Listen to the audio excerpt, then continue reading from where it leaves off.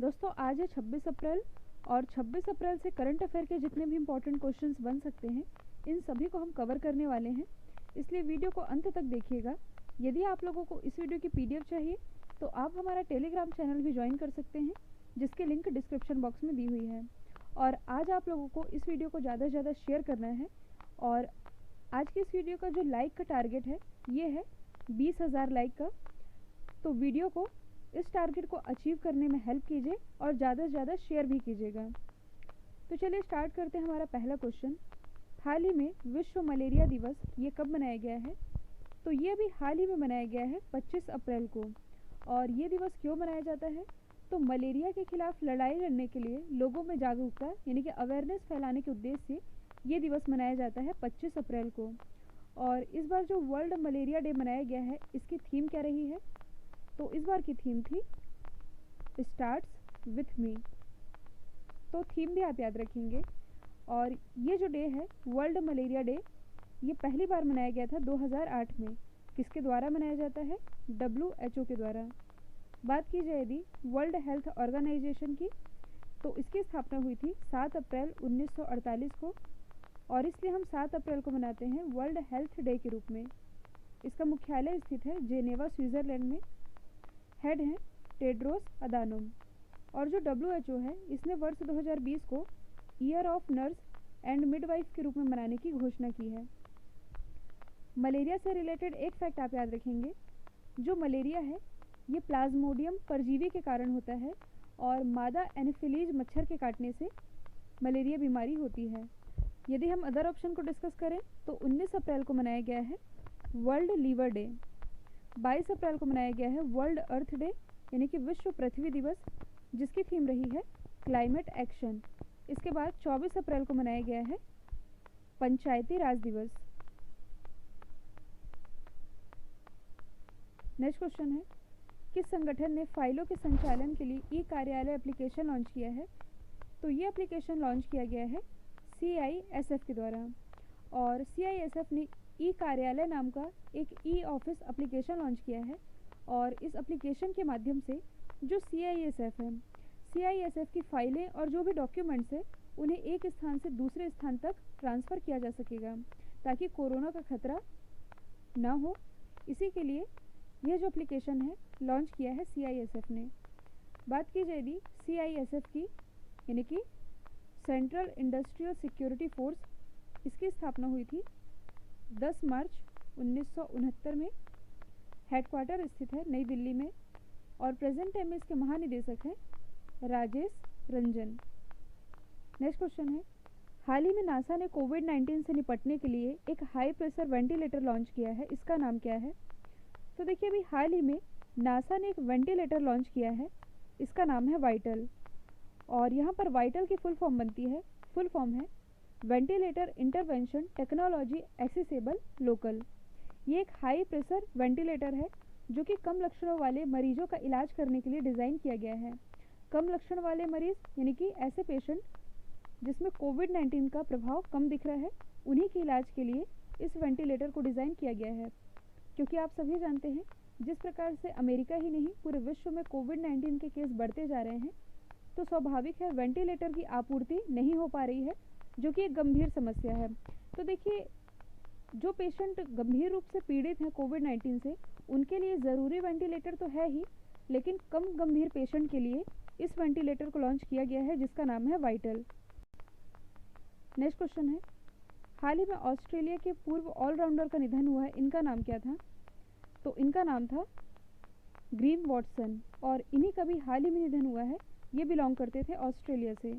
बात की जाए यदि ऑस्ट्रेलिया की तो यहाँ की कैपिटल है कैनबरा, करेंसी है डॉलर, प्राइम मिनिस्टर है स्कॉट मॉरिसन। और इसी ऑस्ट्रेलिया में भारतीय मूल के वैज्ञानिक है जिनका नाम है SS वाटसन। तो SS वाटसन की अगुवाई में ऑस्ट्रेलिया में कोविड-19 के लिए एक वैक्सीन तैयार की जा रही है। और यदि हम अदर ऑप्शन को डिस्कस करें तो कुछ समय पहले ही लाइसेनिया करसे की भी डेथ हुई है। और ये कौन थे? तो ये थे फिजी के पूर्व प्राइम मिनिस्टर रुद्र तेज सिंह। ये थे BMW के अध्यक्ष और CEO। इनका भी अभी हाल ही में निधन हुआ है। जबकि जो जीन डिच तो ये जाने माने एनिमेटर थे और फिल्म डायरेक्टर थे जिन्हें ऑस्कर अवार्ड से भी सम्मानित किया जा चुका था। इनका भी कुछ समय पहले ही निधन हुआ है। नेक्स्ट क्वेश्चन है, वर्चुअल कोर्ट के जरिए अदालतों में सुनवाई करने वाला भारत का पहला राज्य कौन बना है? तो ये भी हाल ही में बन गया है उत्तर प्रदेश। उत्तर प्रदेश ऐसा पहला राज्य बना है जिसमें कि उत्तर प्रदेश के आभासी अदालतों में सॉफ्टवेयर के जरिए मुकदमे की सुनवाई की जा सकेगी। साथ ही इसकी अन्य अदालतों में वीडियो कॉन्फ्रेंसिंग के माध्यम से मुकदमों की सुनवाई अब पॉसिबल हो सकेगी। और इसी पहल को शुरू करने वाला भारत का पहला राज्य बन गया है उत्तर प्रदेश। उत्तर प्रदेश की यदि हम बात करें तो राजधानी है लखनऊ। लखनऊ ये है राजनाथ सिंह जी का निर्वाचन क्षेत्र और ये बसा हुआ है गोमती नदी के किनारे। लखनऊ के ही चारबाग रेलवे स्टेशन से भारत का पहला हेल्थ एटीएम लॉन्च किया गया था। भारत का पहला गिद्ध संरक्षण और प्रजनन केंद्र ये स्थापित किया जाएगा उत्तर प्रदेश में। साथ ही भारत की पहली ट्रांसजेंडर यूनिवर्सिटी ये भी उत्तर प्रदेश में ही स्थापित की जाएगी। और यहाँ पर हम बात कर रहे हैं भारत के पहले राज्य की। तो देखिए जो उत्तराखंड है, उत्तराखंड ये कृषि भूमि को पट्टे पर यानी कि लीज पर देने वाला भारत का पहला राज्य बना। जो तमिलनाडु है ये कॉन्ट्रैक्ट फार्मिंग लागू करने वाला भारत का पहला राज्य है। नेक्स्ट क्वेश्चन है, राष्ट्रीय पंचायती राज दिवस के मौके पर प्रधानमंत्री मोदी ने किस पोर्टल का शुभारंभ किया है? तो देखिए अभी हाल ही में नरेंद्र मोदी जी के द्वारा ई ग्राम स्वराज पोर्टल का शुभारंभ किया गया है पंचायती राज दिवस के मौके पर। पंचायती राज दिवस अभी मैंने बताया था ये मनाया जाता है 25 अप्रैल को और वीडियो कॉन्फ्रेंसिंग के थ्रू नरेंद्र मोदी जी ने इस पोर्टल की शुरुआत की है। तो ये पोर्टल है क्या? तो सिंपल वे में आप याद रख सकते हैं, ग्राम पंचायतों का पूर्ण डिजिटलीकरण ये है इस पोर्टल का मुख्य उद्देश्य। ताकि देखिए भविष्य में ग्राम के द्वारा जो भी कदम उठाए जाएंगे उन सभी कार्यों का इसमें रिकॉर्ड होगा। तो गांवों को भी डिजिटलीकरण की दिशा में ले जाने के लिए ये केंद्र सरकार का एक महत्वपूर्ण कदम है। अब यदि हम अदर ऑप्शन को डिस्कस करें तो कुछ समय पहले ही मानव संसाधन विकास मंत्रालय के द्वारा 2 पोर्टल लॉन्च किए गए, युक्ति पोर्टल और विद्यादान 2.0 पोर्टल।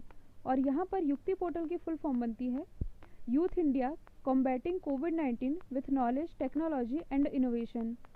और विद्यादान 2.0 पोर्टल इसके बारे में मैंने आप लोगों को बताया भी था। ये दोनों ही पोर्टल लॉन्च किए गए हैं HRD के द्वारा। जबकि जो कोविड इंडिया सेवा पोर्टल है इसे लॉन्च किया है केंद्रीय स्वास्थ्य मंत्री डॉक्टर हर्षवर्धन ने। और डॉक्टर हर्षवर्धन की कॉन्स्टिट्यूंसी है चांदनी चौक दिल्ली। जबकि जो HRD मिनिस्टर हैं रमेश पोखरियाल इनकी कॉन्स्टिट्यूंसी है हरिद्वार। किस संगठन की रिपोर्ट के अनुसार कोविड-19 के कारण दुनिया भर में कई जगह गंभीर भूखमरी की समस्या उत्पन्न हो सकती है? तो देखिए जिस प्रकार से कोविड-19 का प्रकोप पूरे विश्व में बढ़ते जा रहा है, इस समस्या को देखते हुए अभी हाल ही में यूनाइटेड नेशन यानी कि संयुक्त राष्ट्र ने एक रिपोर्ट जारी की है जिसके अनुसार कोविड-19 के कारण दुनिया के कई हिस्सों में भूखमरी जैसी गंभीर समस्या उत्पन्न हो सकती है। रिपोर्ट जारी की है यूनाइटेड नेशन ने, तो इसके बारे में जान लेते हैं। इसकी स्थापना हुई थी 24 अक्टूबर 1945 को और इसलिए 24 अक्टूबर को हम यूनाइटेड नेशन डे के रूप में मनाते हैं। इसका हेडक्वार्टर स्थित है न्यूयॉर्क में। और कुछ समय पहले ही जो न्यू वर्ल्ड वेल्थ की रिपोर्ट जारी की गई थी, इसके अनुसार जो न्यूयॉर्क है ये विश्व का सबसे धनी शहर है। इसकी मेंबर कंट्रीज़ कितनी हैं? तो यूनाइटेड नेशन की मेंबर कंट्रीज़ हैं 193 और जो 193rd मेंबर है ये है दक्षिणी सूडान। प्रेजेंट टाइम में इसके महानिदेशक कौन है? तो ये हैं एंटोनियो गुटेरस। और एंटोनियो गुटेरस ये किस कंट्री से हैं? ये हैं पुर्तगाल से। नेक्स्ट क्वेश्चन है, हाल ही में केंद्रीय सतर्कता आयुक्त का पदभार किसने संभाला है? तो अभी हाल ही में केंद्रीय सतर्कता आयुक्त ये बन गए हैं संजय कोठारी। देखिए जो संजय कोठारी हैं ये थे पहले रामनाथ कोविंद जी के सचिव, लेकिन अब रामनाथ कोविंद जी के सचिव के रूप में अभी हाल ही में नियुक्ति की गई है कपिल देव त्रिपाठी की और सतर्कता आयुक्त के रूप में नियुक्त कर दिए गए हैं संजय कोठारी। अब यदि हम बात करें केंद्रीय सतर्कता आयोग की, तो देखिए ये जो आयोग है ये केंद्र सरकार में भ्रष्टाचार यानी कि करप्शन को रोकने के लिए एक प्रमुख संस्था है जिसका गठन किया गया था 1964 में। जो हमारे सतर्कता आयुक्त हैं इनकी नियुक्ति कौन करते हैं? तो इनकी नियुक्ति करते हैं राष्ट्रपति। लेकिन ध्यान दीजिएगा इनकी नियुक्ति राष्ट्रपति अकेले नहीं करते, राष्ट्रपति द्वारा 3 सदस्यीय समिति की सिफारिश पर इनकी नियुक्ति की जाती है। और 3 सदस्यीय समिति में कौन कौन होते हैं? भारत के प्राइम मिनिस्टर, केंद्रीय गृह मंत्री और लोकसभा में विपक्ष के नेता। इन 3 सदस्यीय समिति के द्वारा जो सिफारिश की जाती है, तब राष्ट्रपति के द्वारा केंद्रीय सतर्कता आयोग की नियुक्ति की जाती है। और इनका कार्यकाल कितना होता है? तो इनका कार्यकाल होता है कुल 4 वर्ष का या 65 वर्ष का। इनमें से जो भी पहले हो इस पद तक इनका कार्यकाल रहता है। यदि हम अदर ऑप्शन को डिस्कस करें तो कुछ समय पहले ही जो विमल जुल्का है, ये हमारे नए सूचना आयुक्त बनाए गए हैं। राकेश शर्मा, तो ये भी हाल ही में IMMA के नए हेड बने हैं, यानी कि इंटरनेशनल मोटरसाइकिल मैन्युफैक्चरर्स एसोसिएशन, इसके नए हेड बने हैं राकेश शर्मा।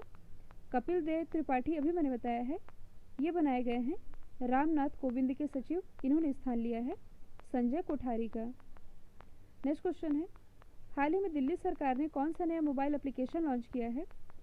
तो इस मोबाइल एप्लीकेशन का नाम है SS कोरोना, जो कि लॉन्च किया है दिल्ली सरकार ने। इस एप्लीकेशन के बारे में आप लोग बता दूं, दिल्ली सरकार ने सभी अधिकारियों को कोविड-19 हॉटस्पॉट इलाकों में, यानी कि ऐसे इलाके जहां पर कोविड-19 का सबसे ज़्यादा प्रकोप है, तो इन हॉटस्पॉट इलाकों में जाकर के घर घर सर्वे करने के उद्देश्य से इस एप्लीकेशन को लॉन्च किया है। तो इस ऐप का नाम आप याद रखेंगे। यदि हम अदर ऑप्शन को डिस्कस करें तो प्रज्ञाम मोबाइल एप्लीकेशन, इसे लॉन्च किया गया झारखंड गवर्नमेंट के द्वारा।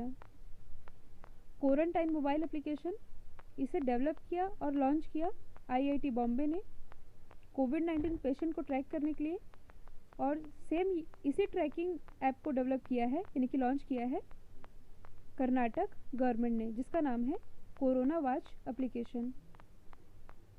नेक्स्ट क्वेश्चन है, IQA डेटा के मुताबिक दुनिया के शीर्ष 20 सबसे प्रदूषित शहरों में भारत के कितने शहर को शामिल किया गया है? तो देखिए, अभी हाल ही में जो फरवरी 2020 में वर्ल्ड एयर क्वालिटी की एक रिपोर्ट आई थी, इस रिपोर्ट के अनुसार विश्व के सबसे 30 प्रदूषित शहरों में से भारत के 21 शहर शामिल थे। 30 में से 21 ये अकेले भारत से ही थे, और इन 21 में भी सबसे ज़्यादा प्रदूषित था उत्तर प्रदेश का गाज़ियाबाद। लेकिन अब जो रिपोर्ट जारी की गई है, आप सभी जानते हैं कोविड-19 के कारण पूरे भारत में लॉकडाउन चल रहा है, जिसके कारण वातावरण में भी काफ़ी परिवर्तन देखने को मिल रहे हैं। तो देखिए, अब जो डेटा जारी किया गया है IQAir के अनुसार, इसके अनुसार विश्व के 20 सबसे प्रदूषित शहरों में से भारत के केवल 2 शहर शामिल हैं। और ये 2 शहर हैं कौन कौन से? ये हैं मुंबई और कोलकाता। तो इन दोनों शहरों के नाम आप याद रखेंगे। अब यदि हम बात करें IQAir की, तो देखिए ये एक स्वीडिश कंपनी है। इसकी स्थापना हुई थी 1963 में, हेडक्वार्टर स्थित है गोल्डेच, स्विट्ज़रलैंड में। कल मैंने आप लोगों से पूछा था, हाल ही में किस दिग्गज कंपनी ने रिलायंस जियो की 9.99% हिस्सेदारी खरीद ली है? राइट आंसर था फेसबुक। अब आप लोगों के लिए आज का सवाल है, हाल ही में चाइना ने WHO के लिए कितने करोड़ डॉलर के अतिरिक्त अनुदान की घोषणा की है? तो इसका आंसर कमेंट बॉक्स में दीजिएगा। और आप लोग भूलिएगा मत, वीडियो का टारगेट है 20,000 लाइक का, तो वीडियो को ज़्यादा से ज़्यादा लाइक कीजिए और शेयर करना तो बिल्कुल मत भूलिएगा। तो आज के लिए इतना ही। Thank you so much.